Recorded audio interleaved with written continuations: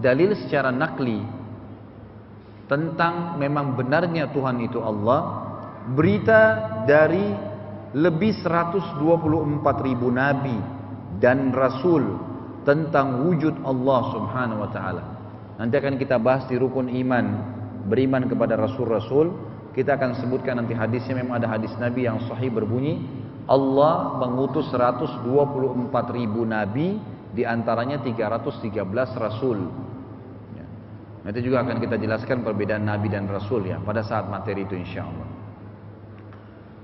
Allah SWT mengutus 124.000 nabi dan semuanya nabi dan rasul itu menceritakan dan memberitakan wujud Allah Subhanahu wa taala, rububiyahnya, penciptaannya, pengawasannya bagi semesta alam, tentang penciptaannya terhadap alam semesta ini dan penguasaannya, dan tentang asma, nama-nama dan sifat-sifatnya.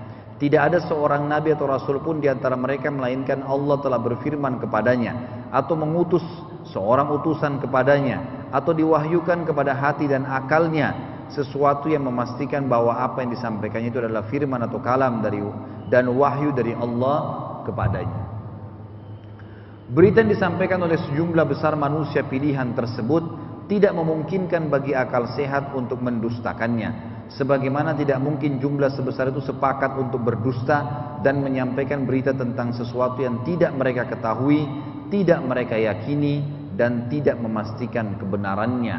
Padahal mereka adalah manusia pilihan, manusia yang paling suci jiwanya, paling cerdas akal fikirannya, dan paling benar pembicaraannya.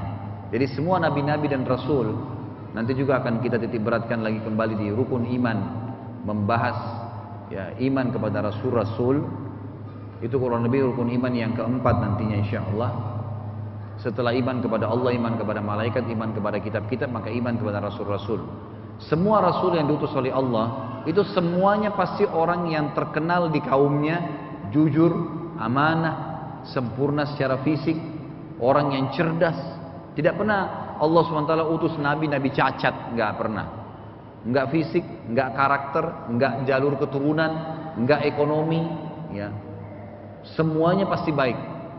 Maka kata beliau, secara wahyu sebenarnya setelah Allah mengutus 124.000 nabi, semuanya orang-orang pintar, orang-orang terkemuka di kaumnya, dan semuanya menyampaikan tentang wujudnya Allah, juga membawa syariat Allah untuk diterapkan oleh kaumnya. Maka ini secara akal saya tidak mungkin mereka dusta semuanya, karena fakta ajarannya ada. Kasus misalnya sekarang 7,3 miliar manusia, itu 6,1 miliar itu adalah agama profetis, agama langit, Yahudi, Nasrani dan Muslim, gitu kan. Semua orang meyakini adanya Tuhan Allah. Jadi mayoritas manusia memang meyakini ada Tuhan namanya Allah Subhanahu wa taala.